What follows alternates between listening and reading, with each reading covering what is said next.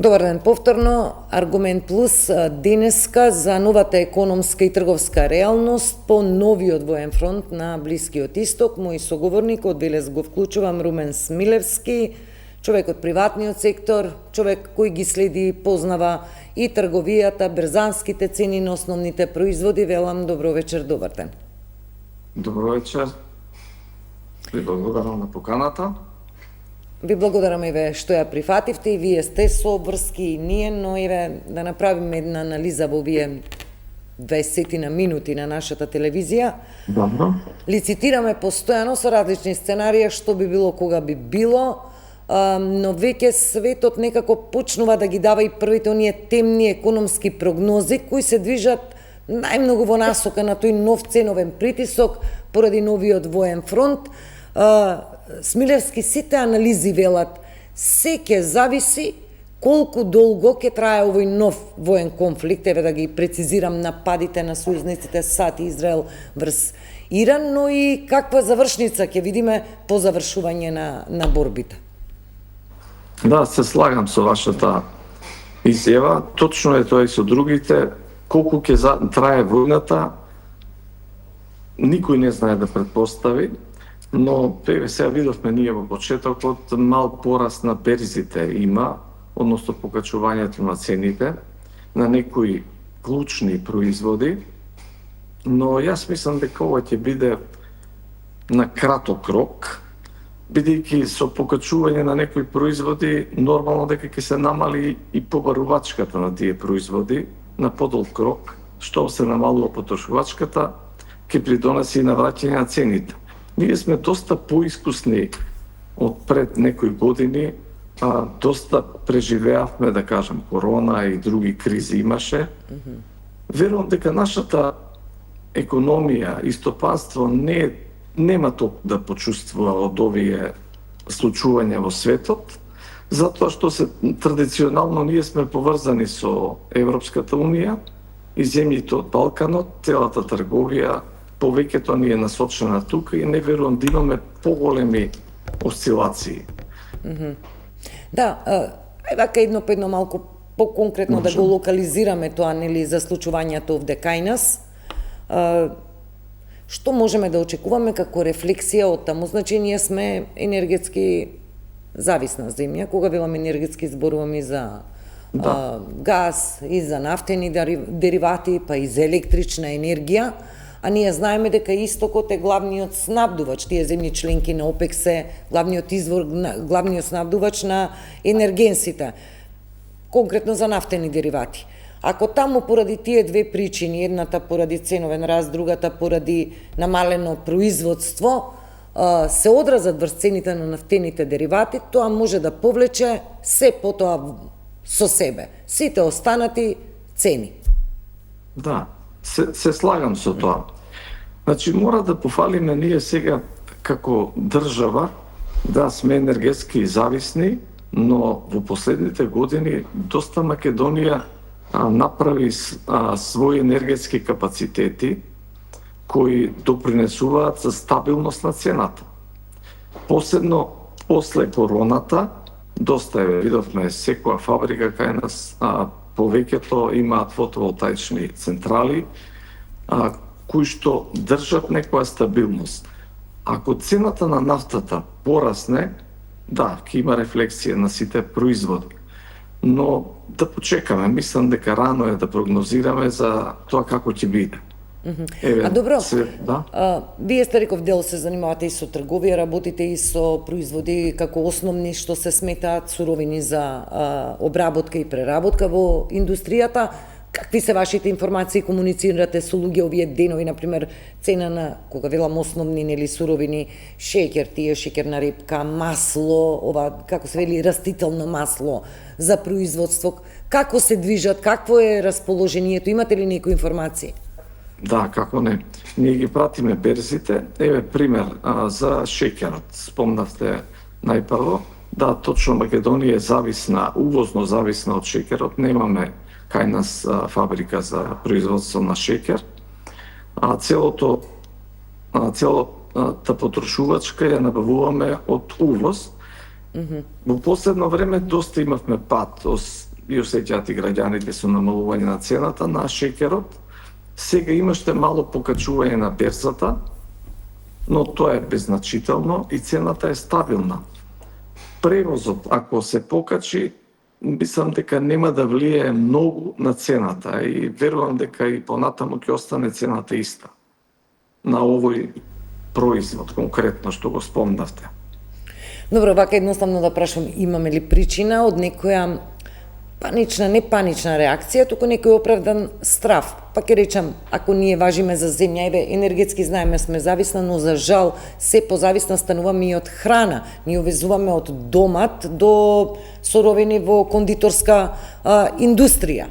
Значи, зависиме и по тој основ. Станавме увозници големи на храна при домашни ресурси за производство на храна. Прашувам, имаме ли некој оправдана причина, сега зборувам не како граѓани, туку како држава, како власт, да се следат повнимателно работите, за да можеме на време или да интервенираме, да реагираме, да имаме во предвид некои одредени мерки кои треба да се преземат. Нажал се слагам тоа од земја која беше доста извозник на основни земјоделски производи, сега станавме увозно зависни, но верувам дека тоа ќе се смени во наредните години. Се повеќе и повеќе гледам има расположение кај лица да почнат со работа и тоа ни е многу битно, со тоа ќе имаме поголема стабилност.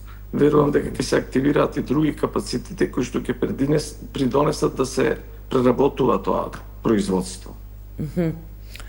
Смилевски, имавме една смирувачка информација нели од Биро за стокови резерви од Министерство за финансии, дека во моментов таму нели сите оние суровини што треба по сила на закон ги чуваме како стокови резерви, ги имаме и дека тие се стабилни, што дава нели една смирувачка нота на целава ситуација. Стоковите резерви, меѓу другото, нели се и нафтени стокови резерви, кои треба да бидат, мислам, 3-месечен период мора да покриваат на евентуална криза, за да имаме покриеност на домашниот пазар.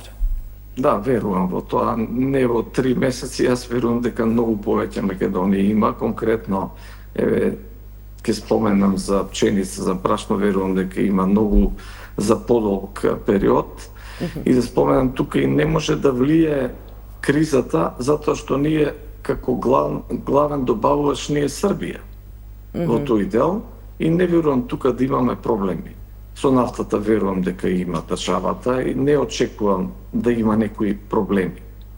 Да, заседаваше Советот за безбедност, Македонскиот совет за безбедност, тоа беше во саботата сега.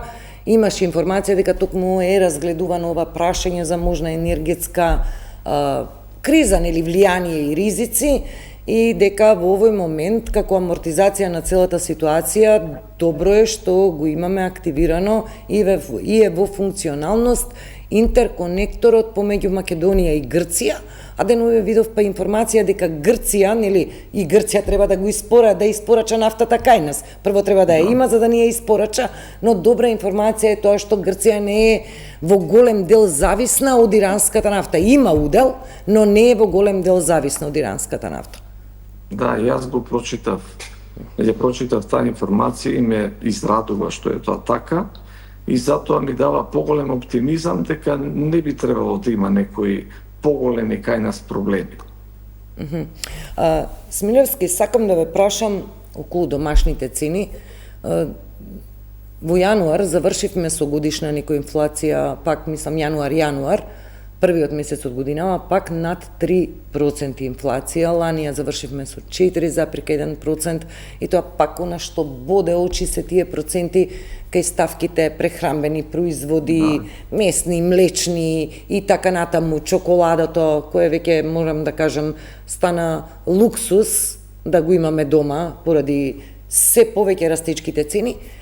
Поентата моја е, значи, инфлацијава сепак расте и ја имаме. Зошто ова ни се случува? Ако, например, следиме дел од она што се случува на европски берзи, на светски берзи, ние не читаме надписи и не гледаме бројки дека има драматично зголемување, например, на цена на шеќер или на месо или на млечни производи. Што се случува кај нас со оваа инфлација?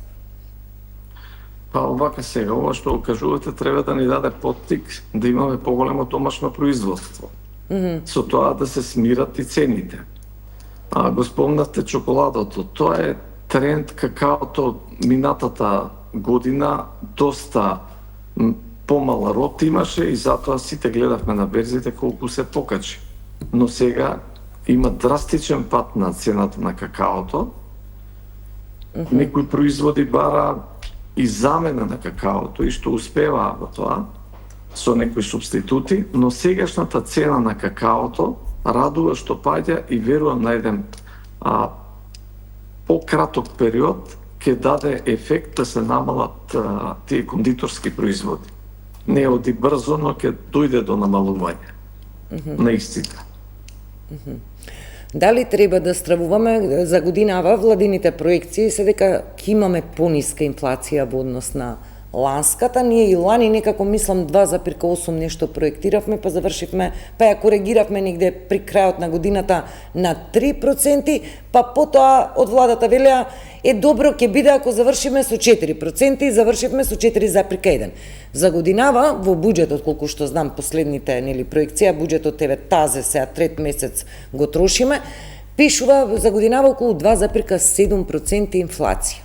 Сега кога го правевме буџетот, го немавме овој нов воен конфликт на Блискиот Исток, и пак ќе речам, се согласуваме дека се ќе зависи колку тој ќе трае и во однос на тоа ќе зависи и длабочината на последиците економски кои ќе ги видиме пред себе инфлацијата. Вака како ви стои првото тромесечие, го ситниме во однос на таа проекција 2,7% инфлација за оваа година. Искрено да кажам, јас како економист ги пратев повеќето фактори што делуваат и јас дури бев и поголем оптимиста затоа што имавме сериозно намалување на некои основни производи на берзите. А тоа привлекува и намалување на цените. Но оваа ситуација сега што е, не знам колку ќе трае и колку ќе допринесе за да се затачи ова ниво. И верувам никој не може да претпостави. Во домашната јавност веќе ни стана хронична таа битка околу цените, кој, зошто и како ги подгрева, дали се билдаат реално или нереално. Што мислите, сте човек од трговијата, во тој ланец на формирање на цена? Да подсетам, имавме и кошнички, празнична, великденска, есенска, пролетна и така натаму. Ништо не помогна во амортизирање. Што кај нас ја подгрева таа инфлаторна спирала? Ова, знаете зошто ве прашувам? Скапотијата се гледа кај основните прехранбени производи кои што мора да ги купиме. Немаме избор, не е дали сакаме или не сакаме. Например, пак мораш кафе дома да свариш, леб да купиш, нешто од млечните производи. Тоа се основните прехранбени производи. И таму тие растечки трендови на цените се најизразени. Што ја подгрева таа инфлација кај нас? Кои фактори сакам да прашам? Дали домашните, дека немаме доволно контрола на цинџирите, во тек на тие производи, или зборуваме за надворешни фактори кои влијаат врз креирање? Дали се уште можеме да го користиме адутот надворешните фактори се виновни за подгревање на инфлацијата? Да, јас исто слушам за доста се споменува во јавноста за малопродажбата дека ги зголемува цените. Јас се залагам за слободна трговија. Таа слободна трговија носи поголем квалитет по конкурентни цени. И со тоа и намалување на маржите и по квалитетна услуга. Тоа треба да го форсираме и верувам дека се ќе се изнивелира. Гледаме ние во што ни се случува, некои маркети растат, некои стагнираат. Тоа е тоа. Значи, ќе се избалансираат цените со слободната трговија. А добро, овие најави денеска пак еве да актуализирам дел од овој муабет, од овој разговор. Повторно министерот за економија денеска Дурмиш вели се закануваме, го парафразирам, се разбира, најавуваме 10-кратно повисоки казни за маркетите кои нема да го почитуваат законот за фер трговски практики. Значи, ова риторика ние си ја слушаме. Прво ќе бидат зголемени за 5 пати, па за еве сега за 10 пати со казни, а цените не соодветствуваат трендовите на намалување или нивелирање со она што го слушаме како мерки. Дали овие казнени политики може да влијат? Прашање. Јас искрено, затоа што немам много прода, не се занимавам со тоа, не можам да дадам одговор во тој дел. Стварно не можам искрено да дадам одговор. Да, за влијанието дали овие мерки на владата, сепак постојат анализи дека на некој начин тие законски измени придонесоа во некои сегменти и се почувствуваа кај дел од прехранбените производи, но цените повторно нели вивна. Смилевски, како ја оценувате оваа 2026 која почнавме да газиме како економска година? Прилично амбициозни планови имаме. Еве државата нели даде пари за приватниот сектор, за бизнисите, преку унгарскиот кредит, развојната банка нели таргетирани компании за развој, на локалните власти 250 милиони евра. Дали го гледаме тој економски раст и развој што треба да ни го обезбедат овие заеми? Да, реално тие заеми со поголеми камати, нормално секој бизнисмен ги поддржува и тоа е добро, дека има повеќе. Верувам дека тоа исто избалансира и помеѓу банките да ги испуштат каматите. И тоа е добро за стопанството. Макар што кај нас веќе не се толку драстично високи каматите. И па што е проблемот? Нема доволно квалитетни проекти од бизнисот? Или нема пари? Колку што знам, банките имаат пари, располагаат со ликвидност за да инjектираат пари во стопанството. Дали стопанството во овој момент, според мене, има издржани проекти за раст, за развој, за да може да повлече од тие кредити ефтини? Па секако и стопанството е, ние сме мало стопанство, мора да кажам дека имаме ние доста фирми кои доста добро работат и извезуваат. Еве сум го споменал тоа повеќе пати. Кондиторските фабрики се сериозен движечки фактор кај нас напред во економијата и секоја година имаат поголем раст. Сега на секоја фирма индивидуално дали ќе се задолжи, колку е храбра да донесе поголеми потези, тоа е индивидуално. Али во секој случај се добродојдени кредити со пониска камата. Да, секако, особено ако зборуваме нели кредити кои треба да донесат развој на некоја компанија, не зборуваме за кредити за дневна ликвидност, за одржување на дневна ликвидност. Од овој месец минималната плата се зголемува за 1667 денари, мислам. Еве да бидам прецизна, не се зголемува, туку се усогласува согласно закон, нели? Да, синдикативе еве најавија денеска, потврдија 14 март ќе има протести за подобар стандард на работникот и така натаму. Вие во вашите фирми анализа направивте ли, ќе влијае ли овој минималец зголемување, ќе притисне за линеарно зголемување на останатите плати? Навистина веќе во овој 21 век, кога нели зборуваме дека имаме дефицит на квалитетна работна сила, ние се уште зборуваме за минималната нели плата. Да, нажал. Овака, јас моите фирми немаме тој проблем, но тие што се трудоинтензивни фирми, ги пратам и вашите емисии, и другите емисии, сериозна е кај нас минималната плата за за разлика од другите земји. Минималната плата кај нас е негде 59%, како што слушав пред некој ден, од просечната плата, што во другите држави е 42 или 3%. И сега не би навлегувал тука во колку е секако дека ние сакаме да бидат поголеми платите. Јас се молам да биде 1000 евра, најниска плата. Додиме напред, но колку тоа е поддржано. И верувам дека на тој совет најдобро ќе оценат. Бидејќи имаме доста трудоинтензивни гранки ние, што не можат да поднесат тоа. Уште многу полошо е ако се затворат тие компании, постанат без работа тие луѓе.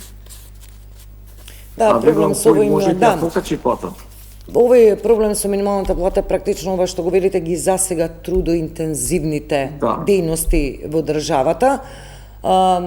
Ке има еве ова сега усогласување, ќе видиме реакцијата каква ќе биде, мислам веќе ја видовме на синдикатите. На крајот од разговорот сакам да ве прашам дали имате проблем со дефицит на, зборувам, кадар, стручен, остручен за проблематиката на компаниите кои ги менаџирате. Или можеби веќе посегнавте по ангажман на, како да ги кажам, на лица од странство, кои се странци со привремен престој овде во земјава. Па за среќа, мојата компанија и во компаниите каде што имам акции, се уште немаме побарано работници од страна. Имаме добар кадар и тоа ни дава храброст да се шириме и да одиме напред. А нормално, ако затреба, би побарале и тоа, но сега решаваме од кај нас. Добро, да, ние нели ги изголемивме малку квотите, ги поместивме за увоз на странска работна сила, како ја велиме, некои велат дека подобро да работат странци за пониски плати, повторно да се вратиме на онаа тема ефтина работна сила имаме во државата и таа ќе ни го реши проблемот со дефицит на кадар, но секогаш не е нели до тоа ефтина работна сила, секогаш треба да се смета на работник кој ќе биде лојален, платен, да може да си ја заврши професионално работата за која што е платен. Румен Смилевски, ви благодарам, од Велес се вклучувате, само да кажам. Така се договоривме. Да. Се уште на работа, еве да привршиме и јас да си одам. Ви благодарам за ова вклучување, ќе правиме политички анализи, но она што е најважно е да го акцентираме, да се надеваме дека оваа војна во Иран ќе заврши што поскоро, кај нас добро е со задоцнување ни доаѓаат оние последици, ни треба недела, две, додека да ги почувствуваме, па можеби ако заврши за скоро ќе се извлечеме нели од оваа можна потенцијално кризна економска состојба. Ви благодарам. Да се надеваме, да. Да, ви благодарам, тоа беше Румен Смилевски, бизнисмен, вклучување од Велес. Почитувани, со овој разговор завршува овој информативен блок. Од мене пријатно.